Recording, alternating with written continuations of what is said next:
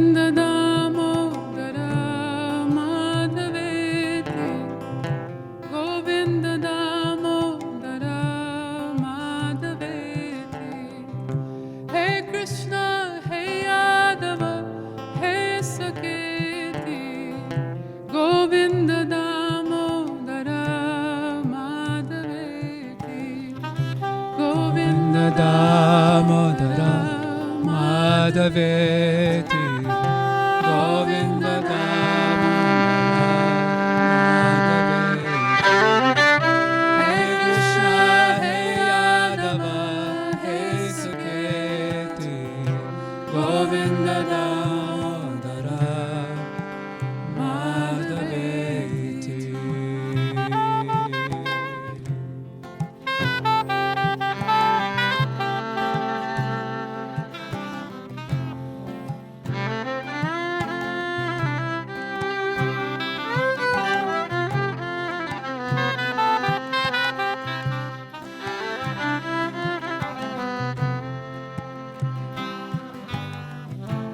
well I drank from has run dry. The riverbed has moved over years. Now cell phones ring instead of bells. The sacred hill has almost disappeared.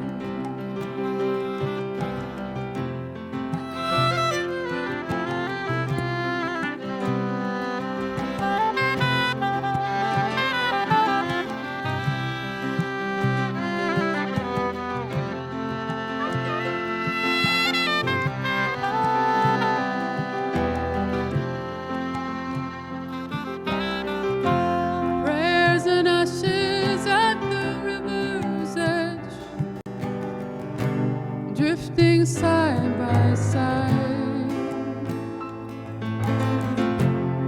Sun rises over new hotels while the sages close their eyes.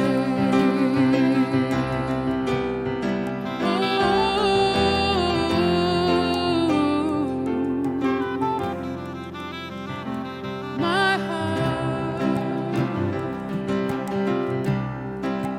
flows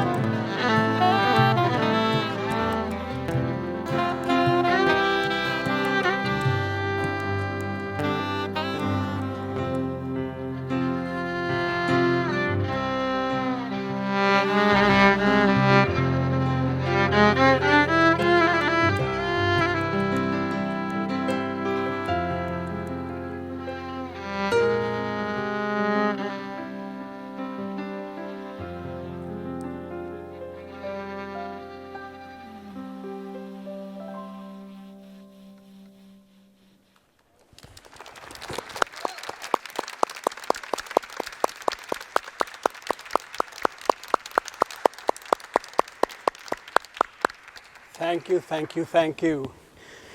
Weren't they amazing?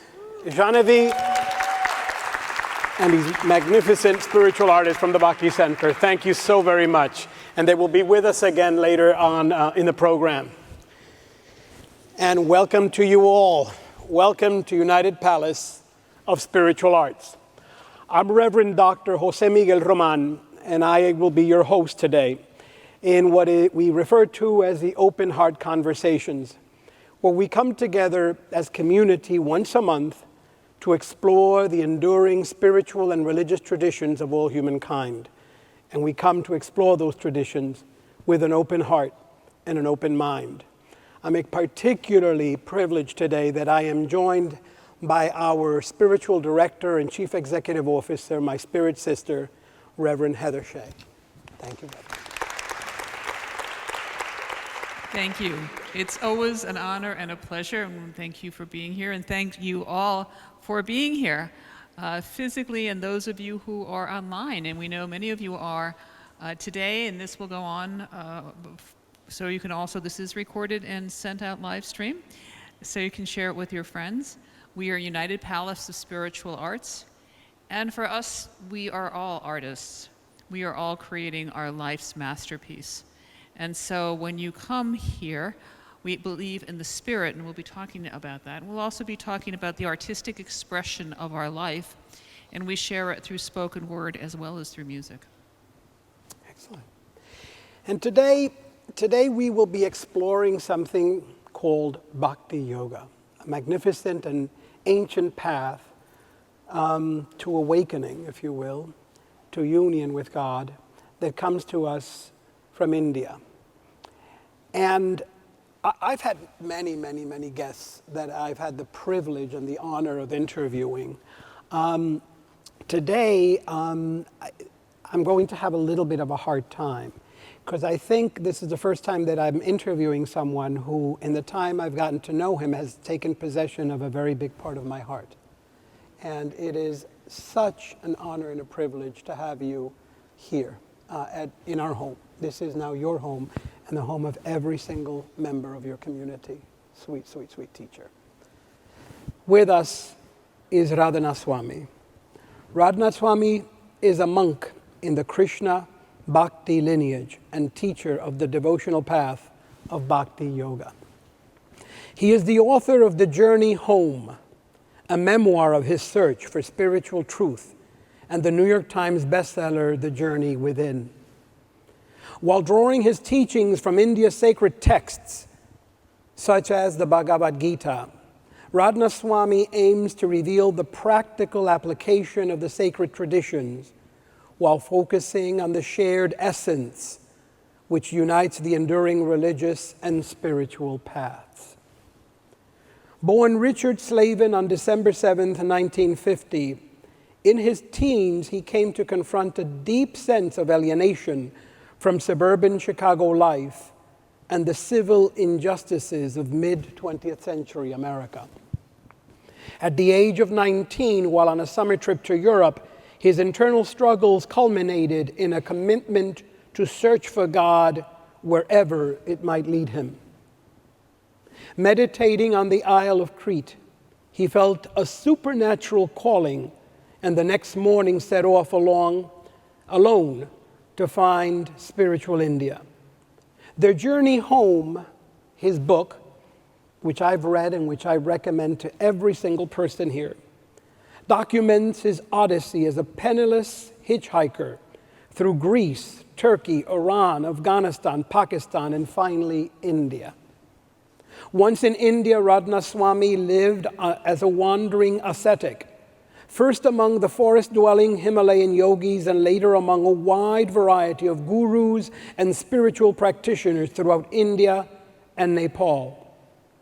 Ultimately, he was led to the holy city of Vrindavan, where he found the teacher he was searching for in A.C. Bhaktivedanta Swami Prabhupada, the founder of the International Society for Krishna Consciousness. At the age of 31, he took monastic vows and became known as Radhanath Swami.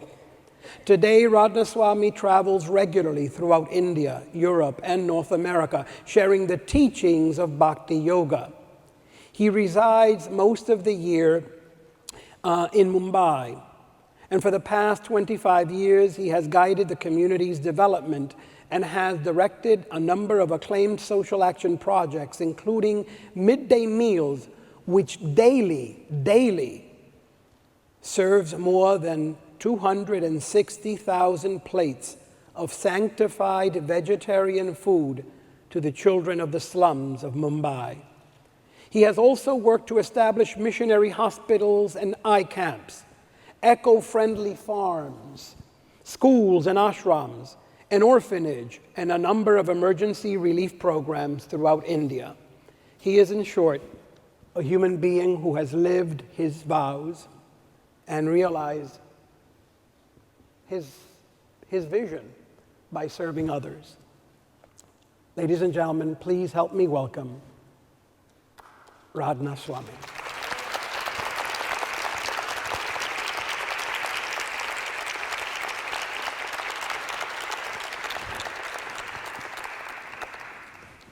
So, sweet teacher, I think I'm going to begin in the beginning with the easiest conceivable question.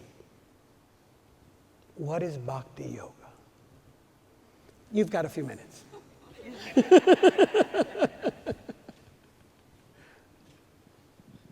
I am truly honored and grateful to be with all of you today. Thank you, Reverend Jose, Dr. Heather, and Arda, and to all others who have made this event possible. The word bhakti is Sanskrit.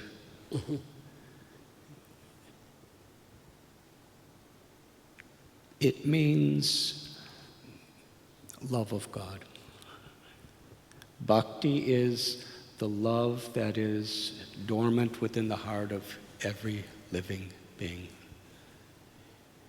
It is anandam buddhivardhanam. It is the pleasure that everyone is seeking. And it's the highest potential of all beings.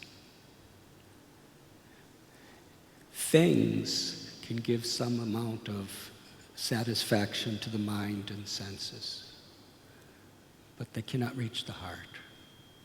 It is only love that gives fulfillment to the heart, to love and to be loved. And the origin of that propensity to love is the innate nature of the true self that gives life to all of us. Some call it the soul, some the spirit. In Sanskrit, jiva or atma, that living force that gives consciousness to the body. It is that me that is seeing through the eyes and hearing through the ears and tasting through the tongue and thinking through the brain and loving through the heart. And that soul, it is a part, an eternal child of the Supreme Soul, or God, who has many names. And it is our deepest nature to feel, to experience God's love at every moment, and to love God. And the Srimad Bhagavatam, a great scripture of India, explains the nature of loving God. When you put water on the root of a tree, that water naturally extends to every part of the tree. The bark, the trunk, the branches, the leaves, the flowers. And similarly, when we love the Supreme, that love naturally extends to all parts of the Supreme, which means to all living beings. When we understand the sacredness of who we are, then we can appreciate and recognize the sacredness wherever there's life. But somehow or other, that bhakti, or that divine love, that is who we truly are, has been forgotten due to endless distractions. And what is within us, we're searching outside to try to satisfy. Right. But whatever pleasures are outside of us are dukkalaya mashashvatam. They're temporary and they're limited. But the soul is looking for that love that is unlimited and forever. Yoga means to reconnect, to reunite, to link. It's a Sanskrit word. Interestingly, the origin of the word religion, religio, means to bind one back, to reconnect ourselves. So actually, yoga means exactly the same thing as religion, to reconnect to our essence. And you're saying that essence. So bhakti yoga is the path, the spiritual path that is specifically meant to awaken that bhakti that is within us, that love. In the Bible, Lord Jesus tells the first and great commandment is to love God. With all your heart, all your mind, all your spirit. And the natural consequence of such loving is that you love your neighbor as yourself. And everyone's our neighbor. In the Srimad Bhagavatam, one of the great Vedic literatures, there's a beautiful verse. When I first heard this, I remember I was thinking, this is really what I'm looking for. Because when I was young, I was very confused. I was brought up in the 50s and teenager in the 60s in America, and there was a lot of conflict. And there was a lot of hatred in the name of a loving God. So I became an activist. I joined the civil rights movement with very close followers of the Reverend Martin Luther King. I joined the counterculture, and I was trying to make a statement in the world. But I came to a realization, unless I change myself, I can't really be an instrument of true change within the society around me. And I believed that that change was spiritual. But there was a problem. I saw arrogance, hatred, prejudice, apparent hypocrisy in the name of so many religions. So I either had to reject the idea of religion, or I had to find something essential, universal, that was at the heart of all true spiritual paths. And of course, this verse from the Bible gave me hope that the real purpose of religion is to learn how to love God and to express it through compassion to others. And years later, when I was in India, I heard this particular verse from the Srimad Bhagavatam, which so beautifully defines bhakti yoga. And when you hear this verse, it defines that experience that is at the heart of true spirituality. Savai pong sang puro dharmo yato bhaktir hokshaje ahoitaki apratihata yayatma suprasidati. That the supreme dharma, dharma means religion, dharma means occupation, dharma means duty. The supreme dharma is that which awakens from within us love for God. Such love, in order to satisfy the heart, must be unmotivated by any selfishness, by any arrogance, and uninterrupted by any circumstance. Circumstances are always changing, but true love is not subject to circumstances. It's a reality that is so deep and so powerful that is within ourselves that nothing could change that love, because it's who we are. And when it is extended into the world, it takes the form of compassion. So Bhakti Yoga is a spiritual path, and it is not a sectarian idea that can be restricted to India or any other place. It's really at the heart of spirituality, the heart of religion. To live in such a way, to cultivate that seed of love, devotion, and compassion that's within our heart. That is one explanation of Bhakti Yoga. Not bad. Not bad. I was really hoping you'd say that. It's one of the things, as I read The Journey Within,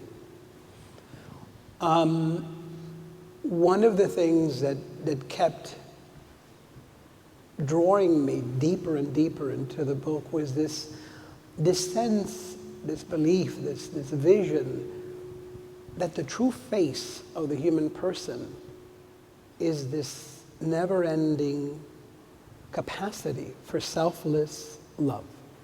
That if you were, that seems to be at the heart of Bhakti Yoga practice and belief, that the human person is just living love. Is that true? Is that correct? Am I getting it right?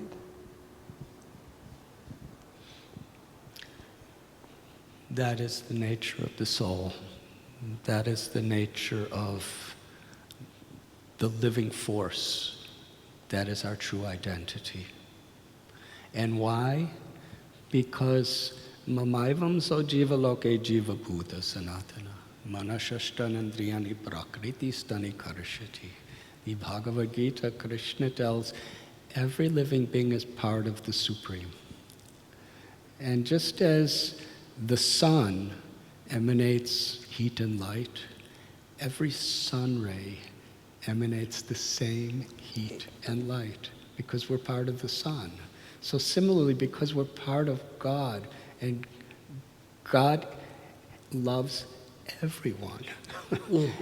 Aham bija pratapita. Every living being is a child of the One Supreme. That One Supreme has many names, just like the sun itself. In Mexico, I believe the sun is called Sol. El Sol. In India, Surya. In America, sun. But it's not, it's an Indian sun, or an American sun, or a Mexican sun. And similarly, it's not American God, or it's not a Hindu God, or Muslim God, or Christian God. All of those, God is God, the source of everything that exists, the father, the mother of everything and everyone. And God is all beautiful. God is all loving, and we're part of that God.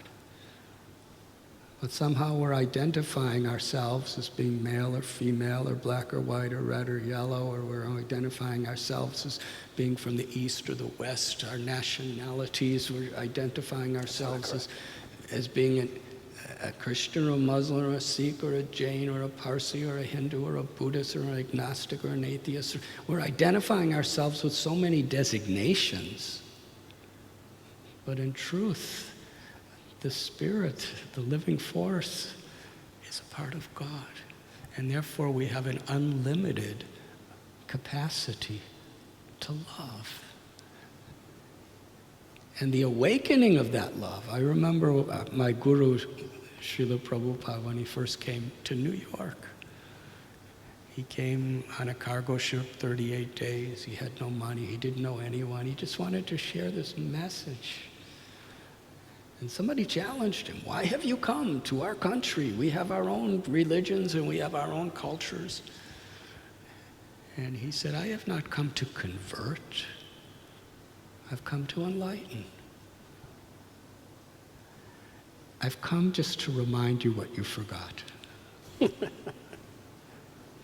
That to feel God's love and to be an instrument of that love is the highest goal in life. And it's something that's accessible and possible for all of us to experience and to live.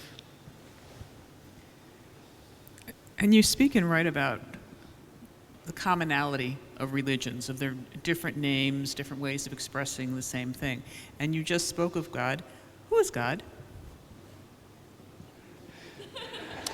You have 2 minutes for that, okay? Oh, give him three. Give him three. Okay, three. You are generous. Thank you. In the Brahma Sutra, which in the Vedas is like the condensed summary of all the hundreds and hundreds of books that comprise the Vedas. It begins Janmadyasya Yataha. That the Supreme Being, the Supreme Truth, is from whom everything emanates. Sarva Karana Karanam. God is the source of everything and everyone, the cause of all causes, and the ultimate goal for everyone to reconnect with. Yoga, religion, means to just reconnect by harmonizing our bodies, our minds, our words with our souls, and harmonizing our souls with God, and harmonizing that relationship with all living beings and all of nature. That harmony is religion. That harmony is yoga. That harmony is true spirituality. So who is God? God is our eternal, forever source, creator, father, mother, but more than that, God is the supreme object of love, and God is the supreme lover. And in that love, when that connection is made, it includes everything and everyone. Thank you. And you mentioned the Vedas, and can you say a little bit more about what that is and some of the other scriptures that you refer to? The Vedas? Vedas, yeah. The Bhagavad Gita tells, Yada yada hi dharmasya glanir bhavati bharata abhyusanam dharmasya tadatmanam shrijamyaham.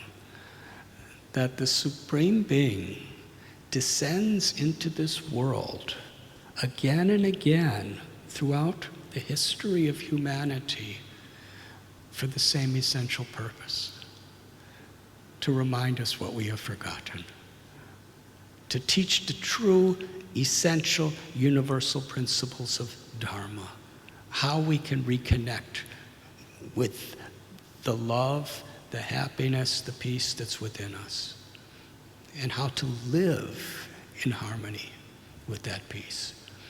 And from the Vedic perspective, and this particular verse meant a lot to me too. Mm-hmm.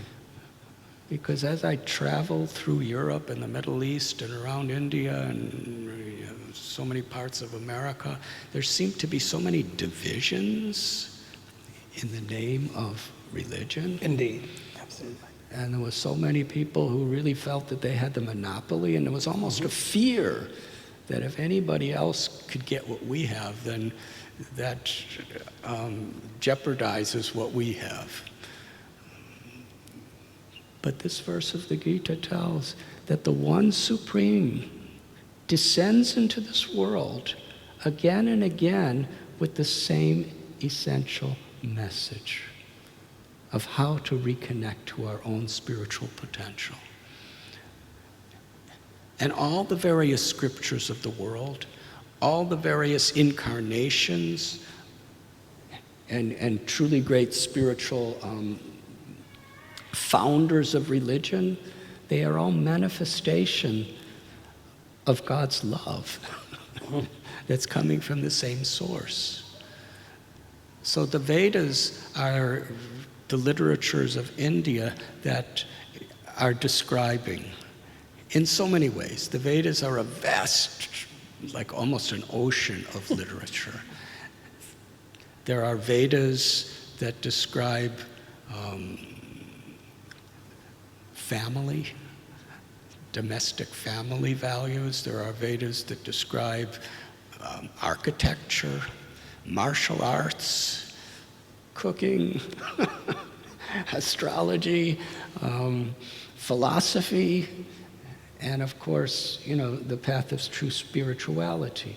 But all these different books are all either gradually or very rapidly bringing us closer and closer to understand what is our eternal relationship with God, what is our eternal relationship with each other, and how to live within this world according to that relationship.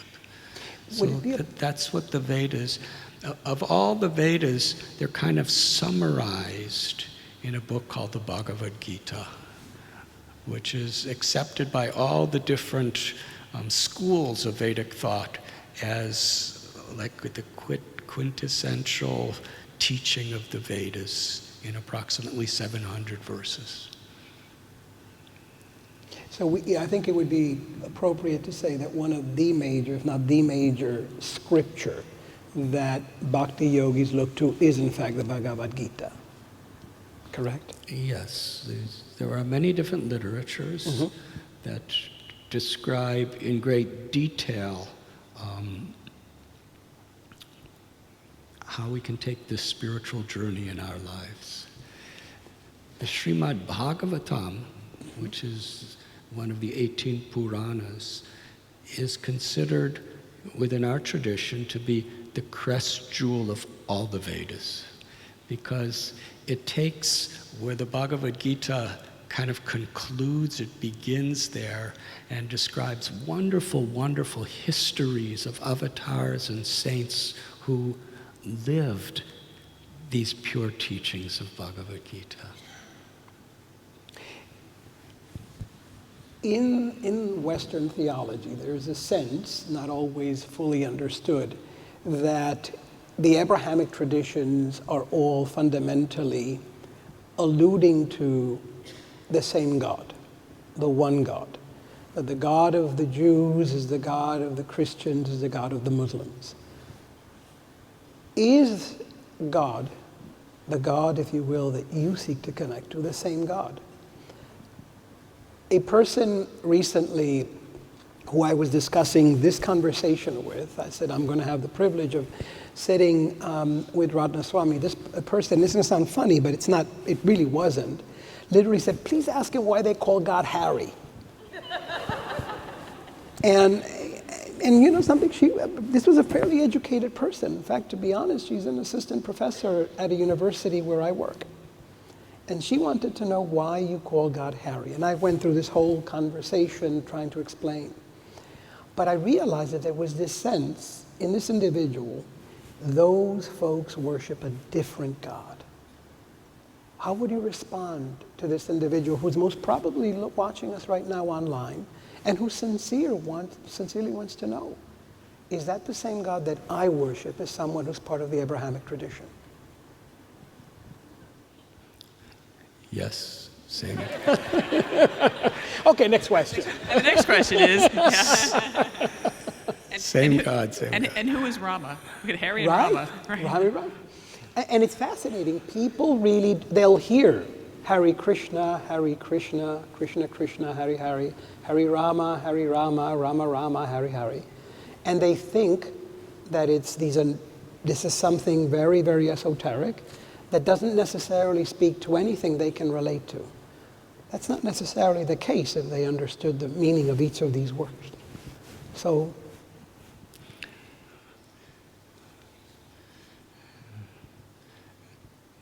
there have been many occasions in my life where I have been challenged, but I'll refer to one. it was in America, a very powerful preacher of a particular religion really attacked me in front of so many people. I read it. And said, "You are worshiping a false god." Mm-hmm. And I said, "How do you know I'm worshiping a false god?" He said, "Because you worship Krishna." I said, "Do you know what Krishna means?" He said, "Yes, a false god." So I asked him, "Is your God all beautiful?" He said, "Yes, of course." "Is your God all powerful? Is he all knowing? Is he the proprietor of everything that exists? Is he the most famous of all people? Is he full of kindness and love?" He said, "Yes, of course." I said, "Oh, that means your God is Krishna." Because the Sanskrit name Krishna means all beautiful, all attractive. I asked him, "Is your God all attractive?" He said, "Yes." I said, "So why do you not like to call him all attractive?" The name Krishna means all attractive. Mm-hmm. There are so many names of God. There are so many names that we have. You know, some people call me Swami. Some people call me Radhanath. My parents, they call me Richie. They still do. They get mixed up sometimes.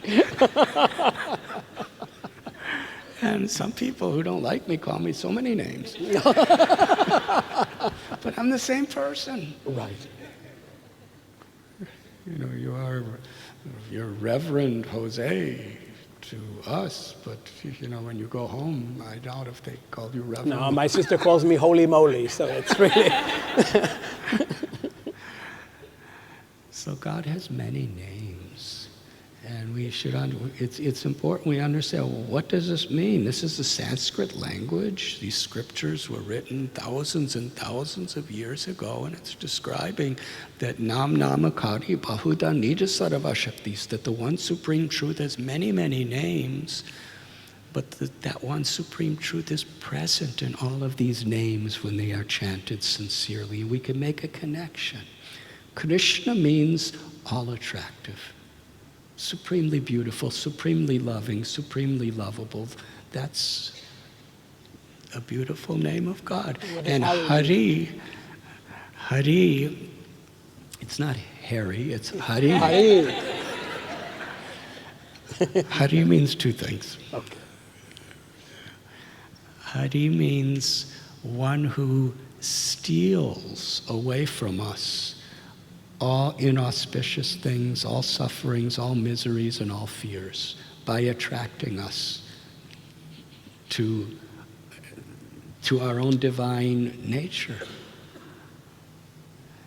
And Hara is the name of the feminine aspect of the one supreme divine, because in the Vedic literatures it describes God as both feminine and masculine. They're different aspects of the one supreme being. The feminine aspect is the motherly, nurturing, compassionate nature of God.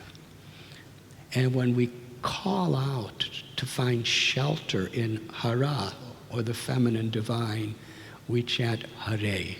So Hare is calling out like a little baby in a most desperate condition, calling out for mother. We call Hare. Mother, I'm calling for you. How may I serve you? How may I please you? How may I find shelter in that loving service? And Rama?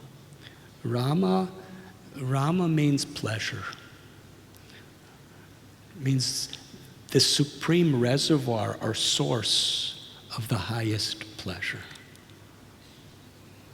God is the supreme source of all pleasure. And therefore Rama is a very nice name. Indeed.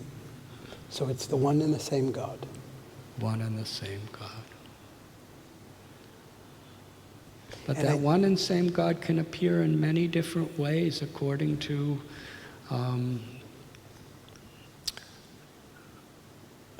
how showing compassion. In the journey home, I write one little story. I was living on the bank of the Ganges in a place called Patna in the Bihar state of India. And there was one man, he was about 85 years old. And he was a retired government officer who was coming to be with his guru, who I was living with, in a little tiny temple. And every day he would speak to me, because he was the only one around who spoke English. And every day at noon, he would take me to meet his best friend. His best friend was named Mohammed. This man's name was Narayan Prasad. And we went to the Magadha X-ray clinic. And at lunchtime, he would close the X-ray clinic, this man, and his friend was a Muslim, and his friend would speak from the Quran. He would speak from Bhagavad Gita, Narayan, or from the Ramayana, and I would speak whatever I was learning. And one day I asked him, I've seen in India there's a lot of tension and conflict between Hindu and Muslims. How is it that the two of you, a Hindu and a Muslim, are very best of friends? And you can openly share your scriptures with each other, and even if you have some apparent disagreement, you resolve it with so much affection. I'll never forget his reply. He said, if a dog has a master, the dog will recognize his master in whatever his master is wearing. Sometimes the master is in tuxedo. Sometimes the master is in regular working clothes. Sometimes the master is in underwear. Sometimes the master's not wearing anything. But the dog will recognize, because the dog loves the master. If we cannot recognize our God, the God we love, when he appears to other people in another way, then we have so much to learn from the dogs.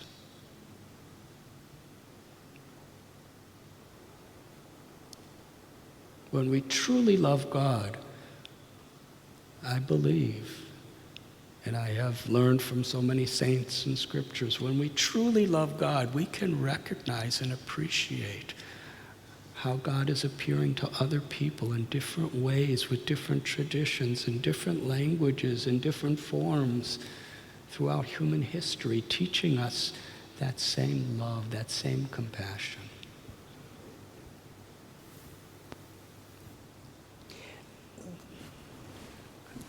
Another word that I hear people asking about and that you write about is karma. What is karma? Take 3.5 minutes for that one. Karma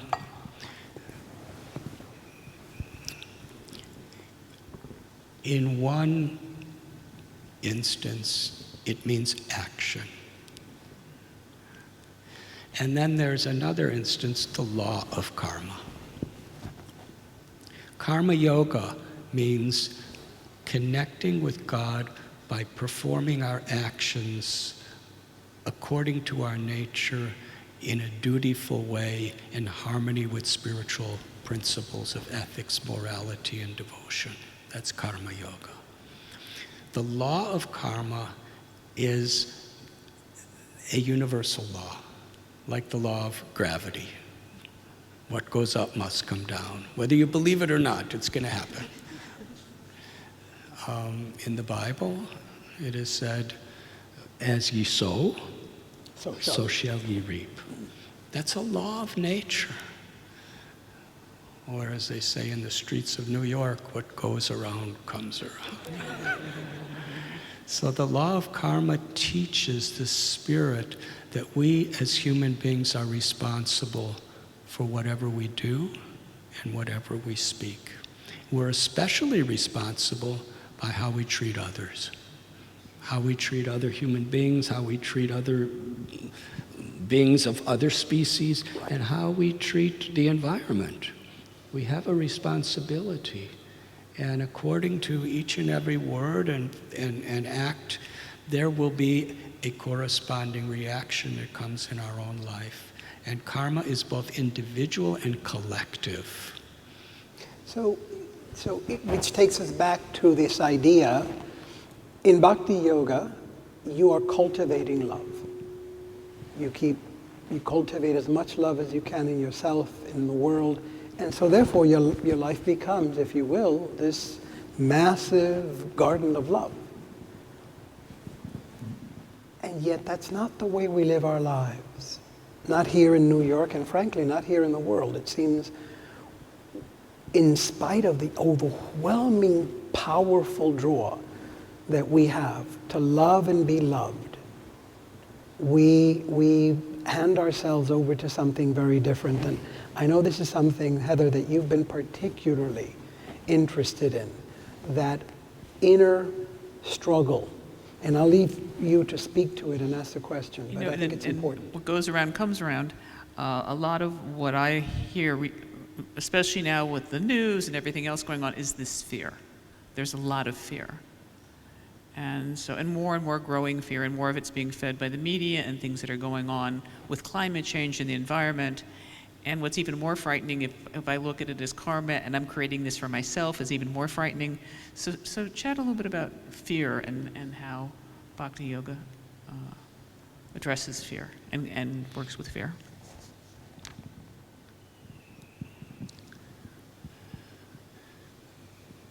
We really have the opportunity to learn to see everything in this world from a positive perspective of how we can make a positive difference and how we could grow. The idea of karma is not just to make us guilty, it's to inspire us to take responsibility. And when we take responsibility, we could actually grow. We could actually make positive change in our own lives and in the world. So fear is due to a disconnection from that light that is within us. It's like, what is darkness? Darkness really is not its own substance. It's the absence of light. Light is substance. And if you look toward the sun, you see light, and if you look away from the sun, you see a shadow. So, avidya, which is a Sanskrit word which means disconnection or ignorance, means that this darkness or this fear comes when we are disconnected from the light of our true self and the light of God's love, which is actually everywhere. And when we understand that the soul is beyond death, the soul is eternal. The difference between a living body and a dead body is that soul is no longer there in a dead body. When the soul is there, our whole life, the body lights up. So, nahanya de hanyamane saride. The basic cause of fear is inevitable death. And fear is due to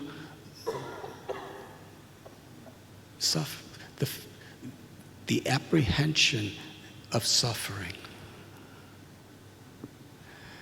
When we gradually come in contact with the peace, the happiness, the light that's within ourselves, then we actually become free from fear. There's no material solution to fear. When we're enlightened, when we're turning away from the darkness of forgetfulness of who we are, when we understand that God is ever present, even if this body falls, which eventually it will, we have complete trust and faith. And not only that, we have the potential to have direct experience of our eternal relationship with God, of God's eternal love for us. Then we actually become free from fear. So cultivate that inner light. To the degree we're living in a mood of disconnection from our own nature, then there's inevitably going to be fear. I think it's in your book, The Journey Within. You give this magnificent story or analogy. You talk about us having two dogs, in a sense, inside us. Right? This is the myth.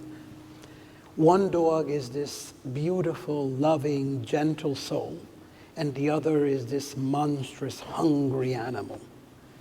And in a sense, what you say is Bhakti Yoga is cultivating that gentle, loving dog, right? Yet, and the more you do that, that dog gets power, and the other dog, in a sense, although you never say this in the book, which I think is interesting, this is me assuming that other dog dies.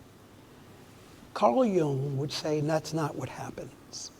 Carl Jung and many, many, many today would say what happens is that dog that you don't feed, the aggressive dog, the shadow dog, goes and sits inside a cave somewhere and becomes the shadow. And just when you least expect it, when that hungry, rabid dog finally sees something he or she can feed on, they come out and they lurch. And hence, all of the scandals that you see in religious and spiritual organizations, and all the horrors you see in our life, because the shadow is always there. It never dies. You don't believe that. You think that shadow is, in a sense, our own illusion. That shadow can be transcended. The shadow can die. Or am I wrong? That shadow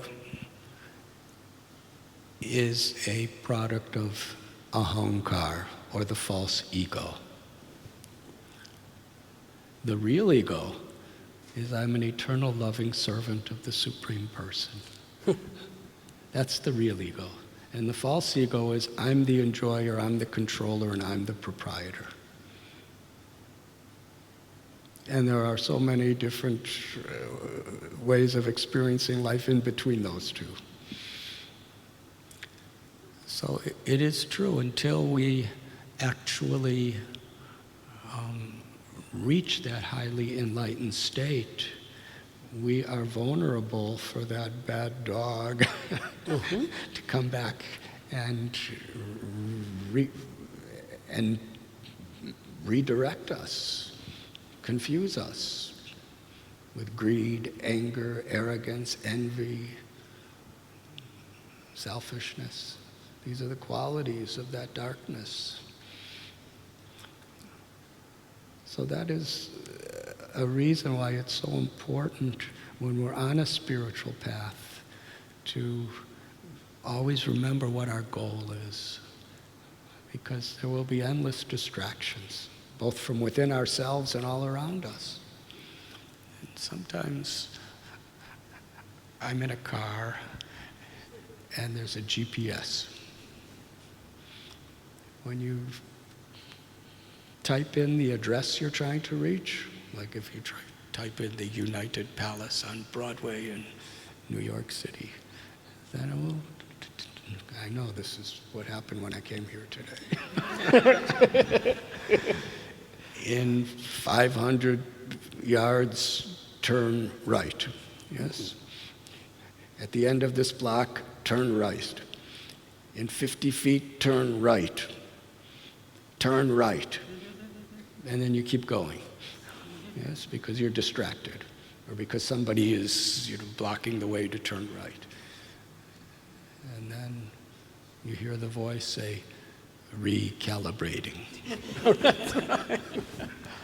So first of all, if you want the GPS to work properly, you have to type in the right destination. So what is the actual goal of religion?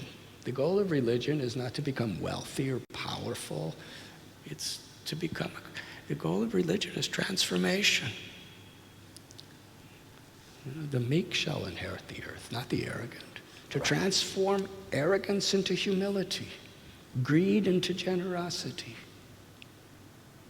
complacency into compassion, hate into love,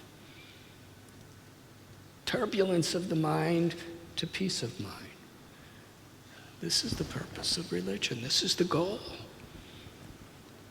To actually live in harmony with the sweet will of the Supreme. So in a sense, that dog doesn't die. What happens in religion, all too often, is we forget the actual goal. We get caught up in all kinds of politics. We get caught up in our own ego. And instead of becoming detached and selfless, we become attached and selfish. What is the Bible says, judge not lest ye be judged. But when we start learning all kinds of philosophies, then we think, and we have followers and influence, then we think, now I'm the judge. Well, that means we're simply being distracted. That's the bad dog. Right. Because you see, the bad dog can put on a disguise to look just like the good dog. And we actually think we're feeding the good dog, but we're feeding the bad dog. So for that reason, we need association of people, of sincere people who can,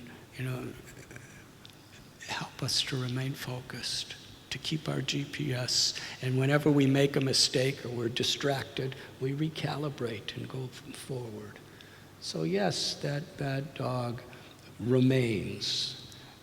It remains in a dormant state, but it could come out any time until we actually reach that truly enlightened state. Fascinating. Thank you. And I have But until then, it's very important that we must be diligent. We must be careful. We have to have, good company to keep us strong. In our tradition, we have 4 principles that we hold very sacred.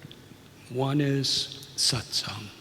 Satsang means to associate with people who enlighten us, who are like-minded and help, just like in the Alcoholics Anonymous or Narcotics Anonymous, people come together because they know their weaknesses. They know those bad dogs are there. And they help each other to remain focused on where they really want to go.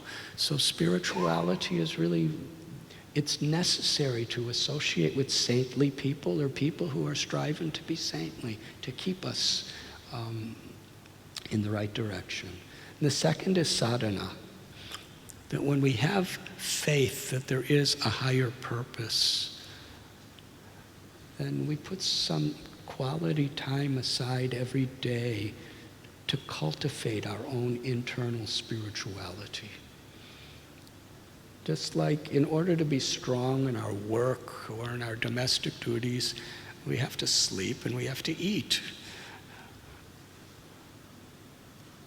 Spiritually, we need to feed our spirit too. And that comes through a spiritual practice, through our prayers. The purpose of all rituals, when we don't just get caught up with the ritual itself, if we understand its purpose, it's a meditation. It's a meditation on serving the divine and offering ourselves in a spirit of loving surrender to the divine. And especially in our tradition, chanting God's names is a way we can purify ourselves and remain connected in the grace of God. So to put some time aside every day to cultivate our spirituality through our meditational processes is very important. And then sadachar, with the association we keep that directs us in an enlightening way, with the spiritual practice to actually give us strength, then we go into the world and we choose to live with character. We choose to live with integrity. We choose to live in such a way that we're in harmony with our purpose in our life. Temptations will come, but we will not compromise our sacred ideals, even when we can get so much more by compromising, or even in the fear that we'll lose so much. If we don't compromise, we embrace our ideals. And that is a fulfilling, meaningful, and spiritual life, to live with character. And that's the greatest need in the world. In today's world, people are duped with all these misconceptions. What is the use of a great economy if people are greedy and hateful and immoral? You know, the economy will naturally be better if people live with character and compassion. So each and every one of us to take a responsibility, either in a big way or in a little way, to be a leader with integrity and character. Because it's the most important thing for human society, is the values that we inculcate within ourselves and the values that we leave as a legacy for our children and future generations. And when we have that association, satsang, spiritual practice, sadhana, and it gives us the strength to live with values, character, sadachar, then seva. Then we realize the greatest joy of life is to serve with love in whatever we're doing. Whether we're a politician, whether we're a Swami or a reverend, whether we're teachers or industrialists, engineers, farmers, mothers, fathers, whatever our particular role in society is, the joy is to perform our duties in a mood of service to God and service to others. That's where joy is. That's where happiness is. That's where light is. And that's where we could really find hope and give hope to others. I forgot your question, but I hope I answered. Oh, no. I have two questions. And one of them is that we would like to take some questions from the audience. I just want to do a time check. Do we have Yes, a few we minutes? have time. And then we're also going to have our magnificent artists come back. And thank you. This has been extraordinary and continues to be. A brief question is, we talked about some practices and things you do. What are some of your holidays? Do you have some specific holidays? I get to be the straight man on this and ask these questions. You get these intellectual questions. I go for them. No, that's you know? We have so many holidays. We have calendars, and every few days there's some holiday. But whatever the holiday may be, you know, it may be the birthday of a saint in our tradition, or it may be the birthday of a saint in another tradition. It may be the day of the disappearance of a saint or a great enlightened person. It may be the appearance of various avatars that come to this world. So the beauty of holidays is similar to the beauty of a pilgrimage. It's a time to really reflect on what this person or what this event really means to me. Which really means it's a day to really focus on what's the most important thing in our life, which is to reconnect with God's grace, to reconnect with our own true self, and we go on pilgrimages a lot. And when we go, people who are working, it's like in November this year, October, November, we're taking about 6,000 or 7,000 people to Vrindavan. And most of these people working. They're doctors and they're lawyers and they're business people and they're teachers and they're farmers and so many things. But they go to a holy place where we're just with each other, just hearing divine subjects about the Lord's pastimes and great saints' pastimes. And just, we're in a prayerful mood. We're celebrating by having kirtan or coming together to chant God's names, to hear God's glories, to go to various places where historical spiritual events took place where we pray. And in this way, it's like charging our spiritual batteries. People just get away from everything else just to focus exclusively on this. And then when we go back to our jobs or our careers or whatever else we do in life, we have a better focus. We have a deeper experience. And the same thing with holidays. They're opportunities to really reflect upon and go deep within, the spiritual significance of that particular day. Beautiful. Thank you. Indeed. Thank you. I keep thinking that my mom's most probably, my mother celebrated every holiday she could. And like Valentine's, the whole house was red. St. Patrick's, the whole house was green. I know she's in heaven right now going, why didn't I know about the Krishnas? It's another 200 holidays she could have added to the family. I'm with your mom. There we go. Yeah. All right. She might already be knowing them. Oh, I have a feeling she does.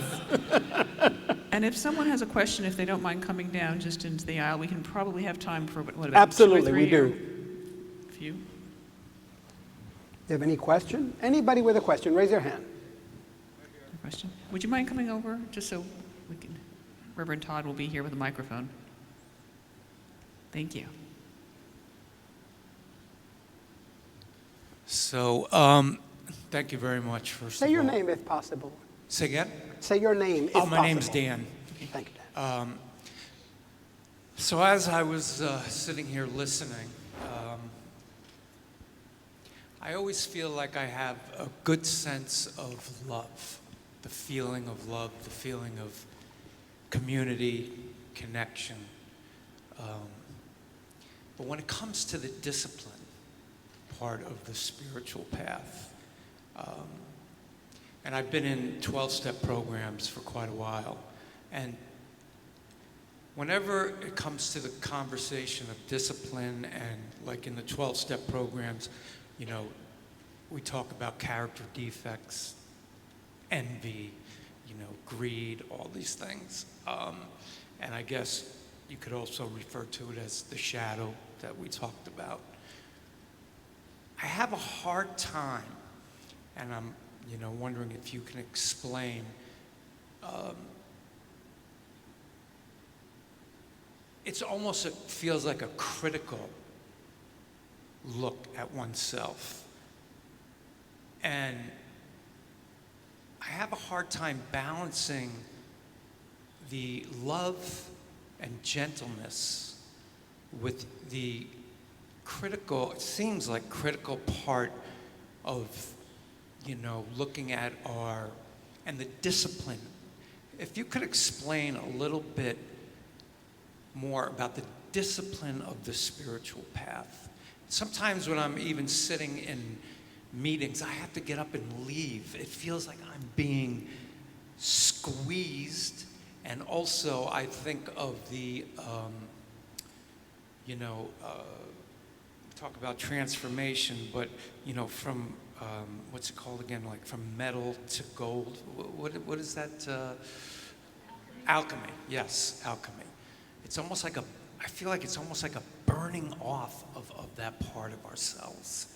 And it's very uncomfortable, and I just thought maybe you could enlighten me or us a little bit if anybody else has the same sort of experience. Thank you very much.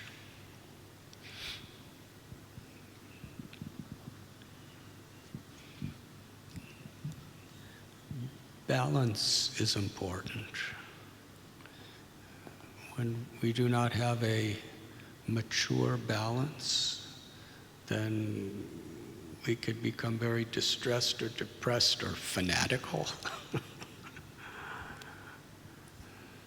I remember my beloved teacher, Srila Prabhupada, once said,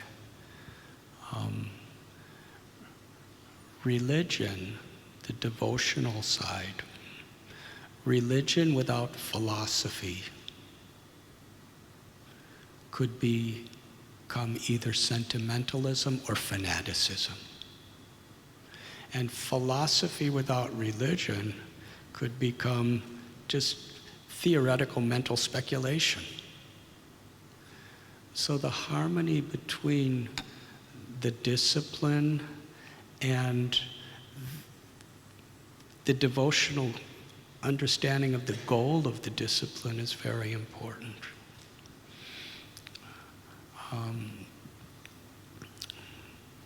Discipline is necessary because just like if you have a bad habit, the more you feed the bad habit, the more the habit becomes hungry for more and more. If you discipline that bad habit, then it doesn't have the same influence in your life. But the best way to discipline a bad habit is to choose good habits. And that's where balance is. Just saying no to something could be very harsh. But when we say yes to something better, something that's beneficial, something that helps us grow, then it makes it easier to say no. So discipline is really that, accepting what's truly favorable for what we really want in our life and rejecting those things that are unfavorable.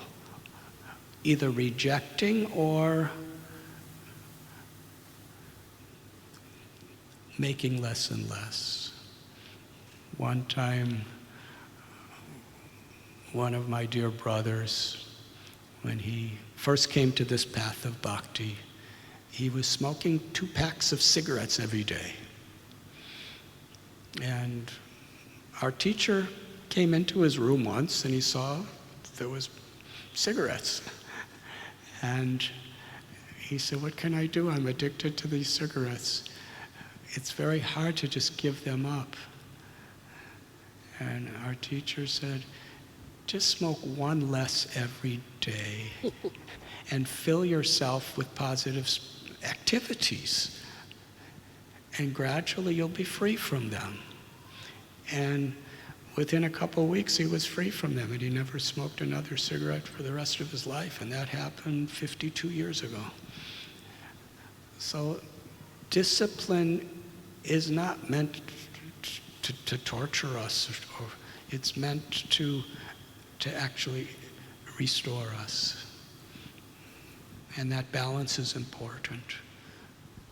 To have active, positive activities to replace these unfavorable, negative attachments we may have. Without discipline, we may not make much progress, but it's unsustainable. And actually, discipline could be very unhealthy unless we're cultivating these positive attributes simultaneously. Does that address your question? Thank you. Thank you. And I think we have time for one more question. One more question. Right here. Thank you. Hare Krishna Maharaj. It's an honor to be speaking to you right now, and it's definitely a dream.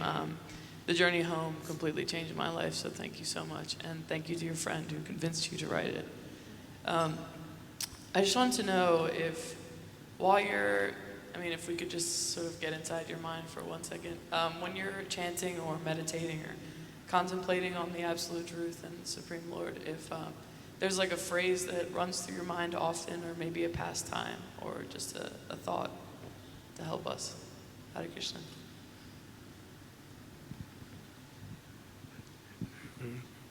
When we're chanting, what we should meditate? Is that what you're asking? If you specifically have like a thought or like a phrase that goes If I have, personally, I have so many thoughts.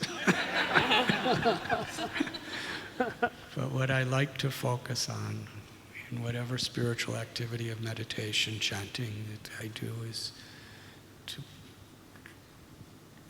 to establish like a foundation and then build on that foundation. And the foundation is, my beloved Lord, I'm yours. How may I serve you? How may I please you? My shelter is in serving you and pleasing you. And then in whatever spiritual practice I try to do with that disposition of mind. Thank you. In a few minutes, Genevieve is going to be coming out. Great. And we had just one more hand go up. A Do really we- quick question.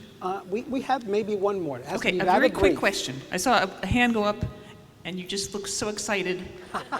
So if you would be kind to make it if there's such a thing as a short question,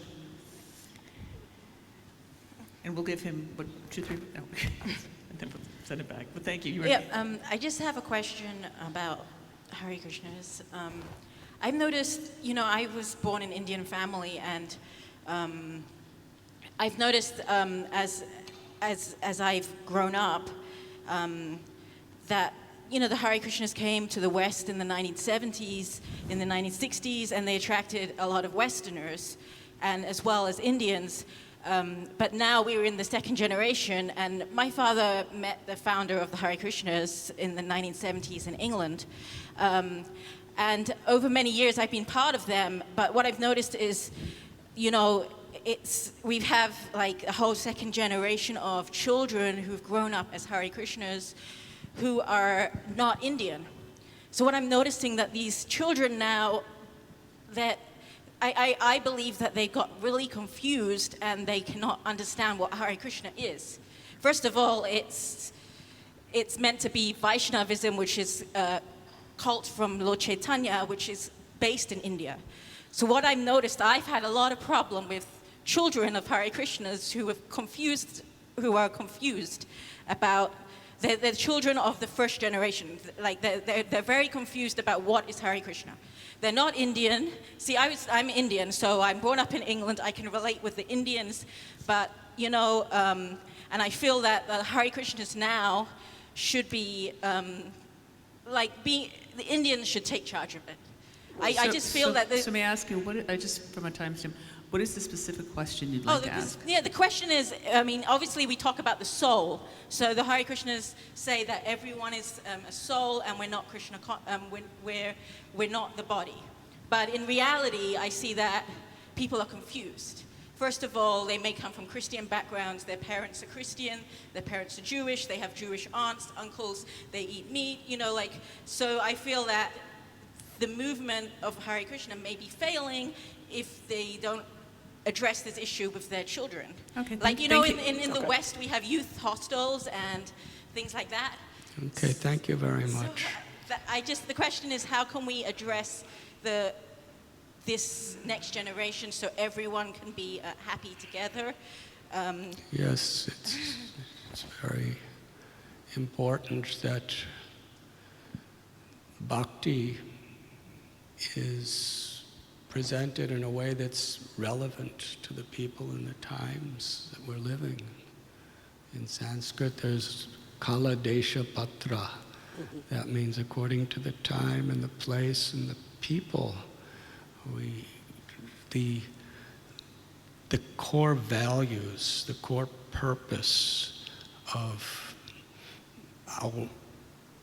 Bhakti is not sectarian. It's not based on nationalities. It's not based on divisions of race or caste. It's Jaiva Dharma. Jaiva Dharma means the religion of the soul, which is the awakening of love for God and the awakening of true compassion toward the environment and each other.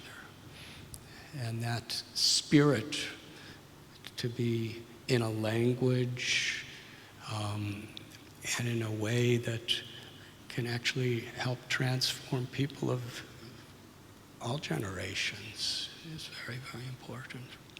And here we have people who are born in our society also. And we see such an effulgent spirit. And obviously, there are problems and there are mistakes and there are challenges that are always there. But to keep a focus on our purpose, on our essence, is the challenge that we're all called upon to accept in our lives. In a few moments, Genevieve and these magnificent spiritual artists are going to gift us with their song. And one of the questions that we keep hearing, that I keep hearing from folks is, why is chanting so important to these folks? It's beautiful, but what is the practice of chant really mean? Why does it play such a central role in the practice of the Bhakti people, of people following the Bhakti path? The Vedic literatures give prime importance as a process to this chanting of divine names. Kalera dosanidhi raja nastihika mahan guna kirtanareva krishnasya mukta sangha param prache. That in this age where there's so much quarrel and there's so much hypocrisy, there's a simple blessing that anyone, from wherever they're coming from, if they sincerely learn this beautiful science of connecting to God through the divine sound vibration of God's name, we become purified. An example is given when a drop of water falls from the sky. It's pure water. But when it comes in contact with the ground, it becomes muddy.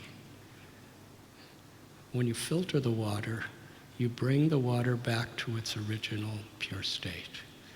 So originally we're all God conscious, we're all Krishna conscious. But somehow or other, in contact with this whole material experience, the dirt of selfishness and greed and arrogance and so many illusions of designations we identify mix in within our consciousness. So this chanting of God's name is very simple, it's very joyful, and it's so powerful of bringing our consciousness back to its original natural state. It's beautiful. Lord Chaitanya, who was a great avatar of God, of Krishna, he gave the highest emphasis because anyone could do it. A child could chant God's name and become self-realized. A scholar, a person who's illiterate. It's a person from any nationality, from any income bracket. And when we chant together in kirtan, we're all sharing one heart, one voice, sharing God's grace with each other. It's very purifying, very uplifting, very joyful. And therefore it's a festival of spirituality when we chant God's names together. Well, thank you. So, Genevieve, help purify our souls a little bit here. That's all we want right now, just a little more pure. It's up to you. For those of you who know the words, please do feel free to join in. We'll do it as a call and response.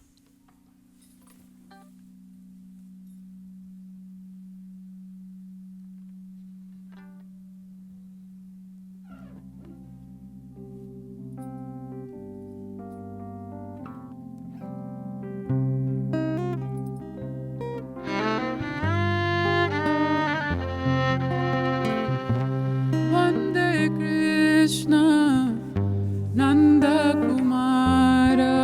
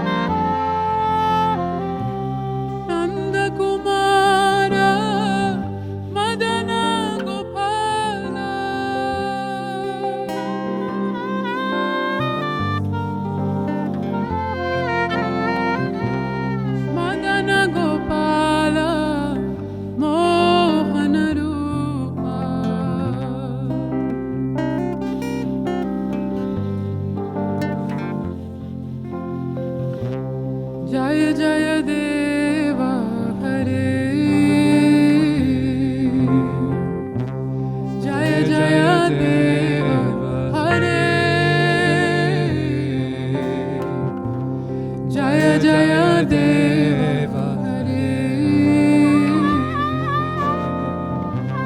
Jaya Jaya Deva Hare.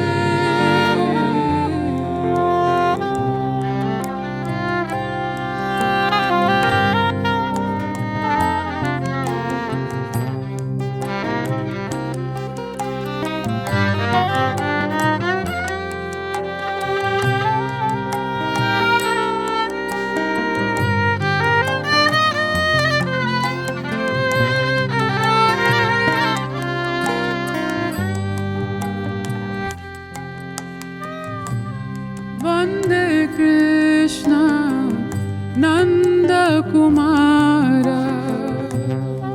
Vande Krishna Nanda Kumara. Nanda Kumara Madana Gopala. Nanda Kumara Madana Gopala. Madana Gopala Mohana Rupa. Madana Gopala Mohana Rupa.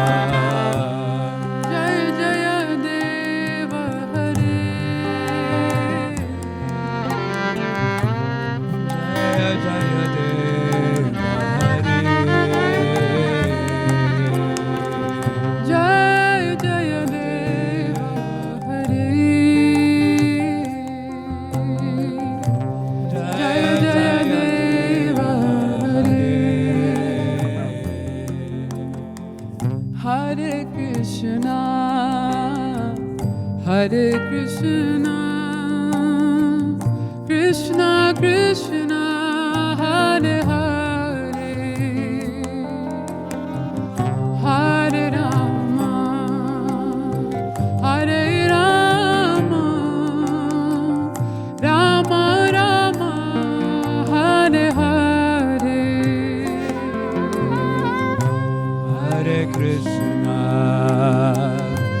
Hare Krishna, Krishna Krishna, Hare Hare.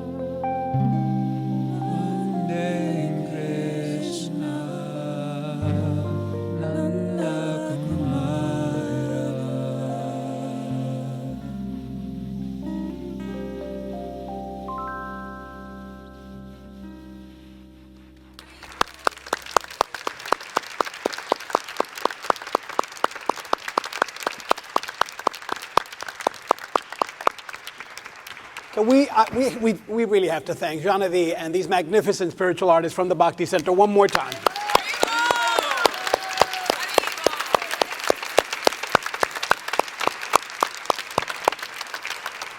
Many of you here, and certainly folks at home, may be wondering, how can we continue this dialogue? How can we continue to explore Bhakti Yoga? And I would recommend certainly Radhanath Swami's magnificent book, The Journey Within. It's a fantastic, fantastic book that really begins to explain some of the great concepts grounded in this fantastic tradition. Another way of exploring would be to visit the Bhakti Center in Lower Manhattan, where you can have, again, an opportunity to explore this magnificent tradition with great teachers and great classes. And of course, you're always welcome to come here to the United Palace of Spiritual Arts and explore all of the traditions and spirit life from a whole host of perspectives. So join me and Reverend Heather Shea, our spiritual director, to thank our beautiful and wonderful and sweet teacher today, Radhanath Swami.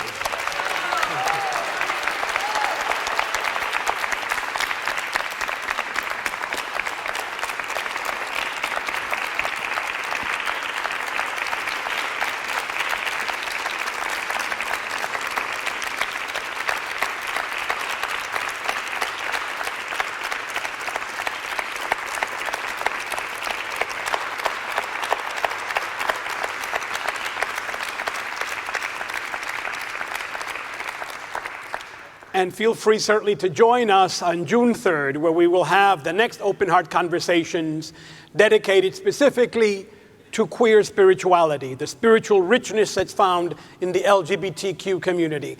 To all of you here in the audience today, thank you so very, very, very much, and know this is your home. Thank you. Thank you.